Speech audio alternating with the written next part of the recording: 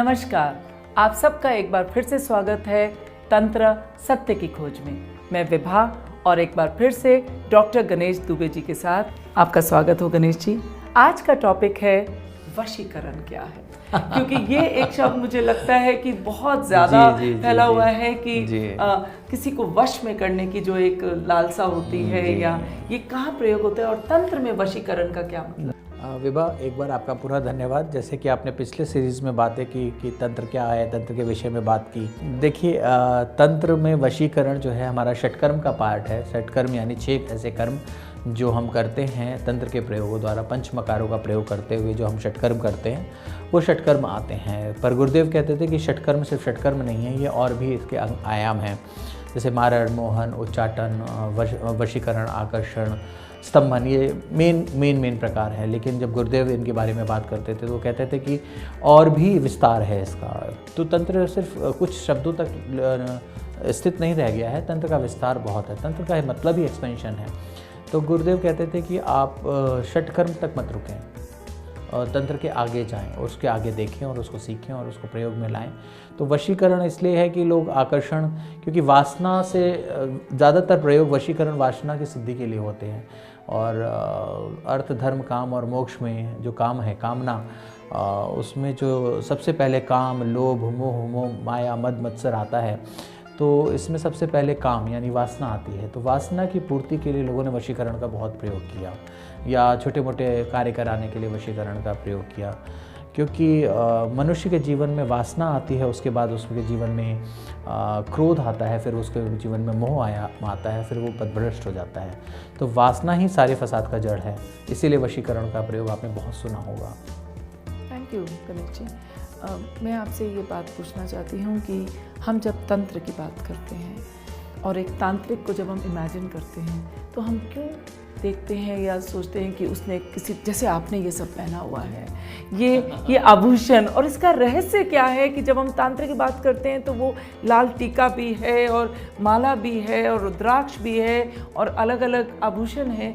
इनका क्या संबंध है एक तांत्रिक से और इन आभूषणों से? देखिए, आभूषणों का या टीके का या गले में बहुत मोटी मोटी मालाओं का, सिर्फ इसको इस तरह से समझ लीजिए जैसे एक नव विवाहता या एक नई वधू होती है, तो आप उसके हाथ में चूड़े से, उसके मांग के सिंदूर से और टीके से आपको पता चल जाता है कि ये नई नवेली दुल्हन है। या सफ़ेद रंग के कोट पहने हुए व्यक्ति से पता चलता है कि वो डॉक्टर है, और काले रंग के कोट से पता चल जाता है कि ये वकील है। तो उसी तरह ये हमारे आभूषण हैं, हमारी पहचान है, हमारी संस्कृति है। इनमें भी अपनी साधना और सिद्धियां हैं। ये सभी प्रकार के सिद्धियों से लैस होते हैं, इनमें अलग अलग तरह के अनुभव होते हैं। तो लोग इन्हें पहनते हैं, कुछ सुरक्षा की दृष्टि से, कुछ वृद्धि की दृष्टि से। जैसे हमारे, आपने तंत्र में सुना होगा, पशुओं का बहुत प्रयोग होता था, और पत्थरों और रत्नों का भी बहुत प्रयोग होता है, रुद्राक्ष का बहुत प्रयोग होता है। तो तंत्र में ये सब चीज़ें कार्य आती हैं। छोटी छोटी, जैसे आपने बहुत सुना होगा कि काली हल्दी है, बिल्ली की चेर है। इन विषयों पे हम, जैसे कि आपने बताया कि हम बाद में बात भी करेंगे और इनके विषय में विस्तृत जानकारी भी प्राप्त करेंगे, लेकिन इन सब चीज़ों का प्रयोग होता है। और जब आप गणेश जी, आप कहते हैं कि तंत्र किसी न किसी गुरु के साथ सीखना चाहिए, तो आप भी ये कोर्सेज कराते हैं। तो एक पूरी तरह से एक तंत्र जो इनिशिएशन है, जो शुरुआत से लेकर जब आप पूर्ण रूप से किसी को कहते हैं कि आप तांत्रिक, अब आपकी उपाधि है, उसको कितना समय आप लेते हैं, कितना समय लग जाता है? जैसे जो हमारे अवघड़ परंपरा रही है लोगों की, या जो तांत्रिक परंपरा रही है, वहाँ अगर आप प्रैक्टिकल अनुभव करते हैं तो वहाँ 12 से 24 वर्षों का अनुभव चाहिए होता है मिनिमम, तंत्र में साधनाओं की सिद्धि करने के लिए। पर गुरुदेव ने हमें गाइड किया और इसको एक सिस्टमेटिक तरीके से पूरे सब्जेक्ट को बनाया, और जिससे कि हम 3 से 6 महीने में इस कोर्स को कंप्लीट कर सकते हैं।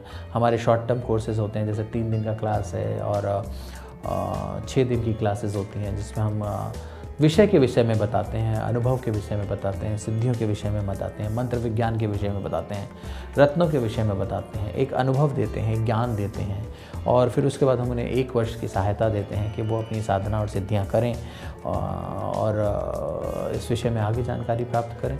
क्योंकि देखिए, आज के समय में सबसे व्यक्तियों के पास वक्त नहीं है, और वक्त नहीं है और वो अपनी रोज़मर्रा की ज़िंदगी छोड़ना नहीं चाहता है, लेकिन अगर हमें उस तक तंत्र पहुंचाना है तो हमें उसके परिवेश में मॉडिफिकेशन करके थोड़ा सा चेंज करना पड़ेगा। तो इनिशियली के जो हमारे फर्स्ट ऐसे 2 लेवल्स हैं उसमें हम थ्योरेटिकल पार्ट और कुछ बेसिक रेमेडीज़ और कुछ बेसिक साधनाओं और सिद्धियों की बात करते हैं, पर उसके आगे के लेवल्स के लिए हम फिर अनुभव और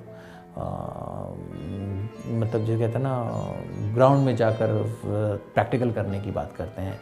तो अगर मैं सारांश में अगर कहूँ कि इनका प्रयोग करके आप अपने जीवन में क्या कर सकते हैं, तो मुझे गीता का एक बहुत प्यारा सा श्लोक याद आता है कि सर्वधर्मान् परित्यज्य माम एकम शरणं व्रज अहं तं सर्व पापाभ्यो मोक्ष्यामि मा शुच।